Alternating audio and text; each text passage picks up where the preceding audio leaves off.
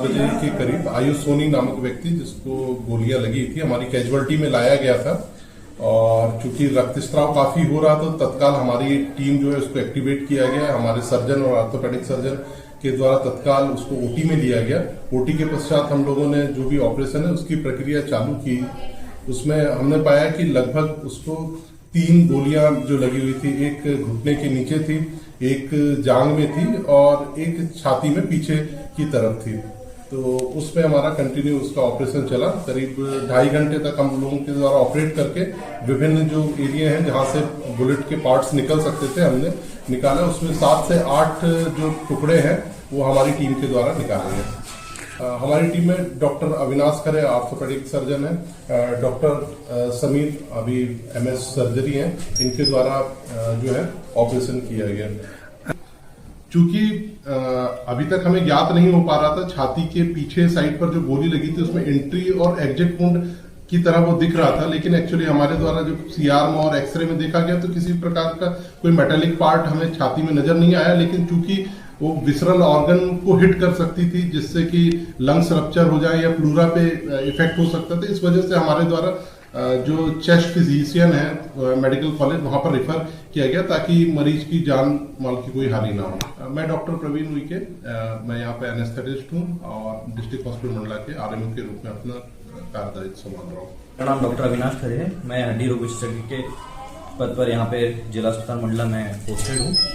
कल जब हमारे कैजुअल्टी में आयुष सोनी नाम का एक व्यक्ति आया जिसको गोली लगी हुई थी, तो RMO सर के द्वारा हम लोगों को इन्फॉर्म किया गया। हम तुरंत कैजुअल्टी पहुंचे। हमें लगा कि पेशेंट की गोली निकाली जा सकती है, तो हमने उसको तुरंत OT में लिया। OT में लेने के बाद हमें पता चला कि बहुत सारे गोली के पार्टिकल्स फंसे हुए हैं और एक उसको 3 जगह गोली लगी हुई थी। तो जिसके फिर हम लोगों ने उसकी गोली के पार्टिकल्स निकाले और एक गोली ऐसी थी जो काफ़ी अंदर धसी हुई थी हड्डी में जाके, तो उसको निकालना काफ़ी मुश्किल था। और ये हम लोग का ऑपरेशन लगभग 2 से 2.5 घंटे के आसपास चला और इसमें काफ़ी ब्लीडिंग भी हुई, जिसके पश्चात पेशेंट को स्टेबल किया गया ऑपरेशन के बाद। और चेस्ट में भी गोली लगी हुई थी जिसके लिए उसको आगे रेफर किया गया। मेरा नाम डॉक्टर अविनाश खरे, मैं हड्डी रोग चिकित्सक के रूप में जिला अस्पताल मंडला में पोस्टेड हूँ। डॉक्टर प्रवीण सर के द्वारा इन्फॉर्म किया गया फ़ोन के माध्यम से। मैं तुरंत घर से वापस यहाँ पर आया हॉस्पिटल। जैसे मैंने पेशेंट को देखा उसकी हालत थोड़ी ठीक नहीं लग रही थी। गोली 3 जगह लगी हुई थी उसको, एक तो जांघ पर, एक तो पीठ के पीछे। तो उसके बाद फिर हम लोगों ने निर्णय लिया कि फिर उसको ऑपरेशन करना पड़ेगा।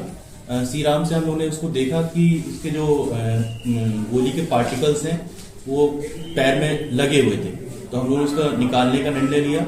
और एक जो पार्टिकल था वो कुछ मसल डीप था, तो फिर हम लोगों ने उसको निर्णय लिया कि निकालना ही पड़ेगा। सीराम से देखकर धीरे धीरे हम लोगों ने उसका एक्सरसाइज करके हम लोगों ने निकाला और फिर पेशेंट थोड़ी स्टेबल हो गया। उसके बाद से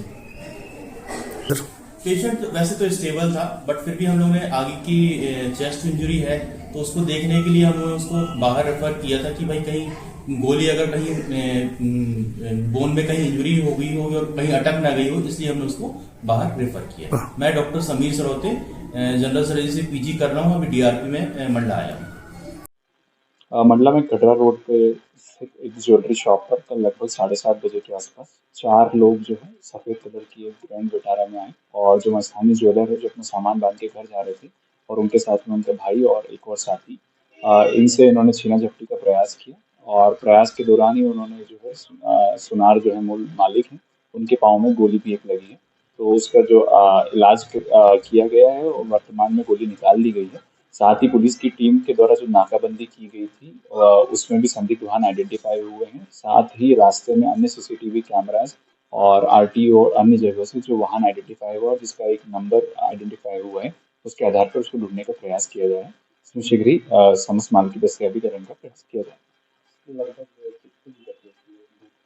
ये जो लूट है इसमें शिकायतकर्ता ने जो हमारे को अभी सरसरी तौर पे जो उपलब्ध करवाया है उसमें लगभग 400 ग्राम गोल्ड की ज्वेलरी बताया है और 10 किलोग्राम सिल्वर बताया है, जिसके संबंध में उनके द्वारा दस्तावेज दिए जा रहे हैं। उसके पश्चात ही जो मूल राशि उस पर पहुँचना संभव हो पाएगा।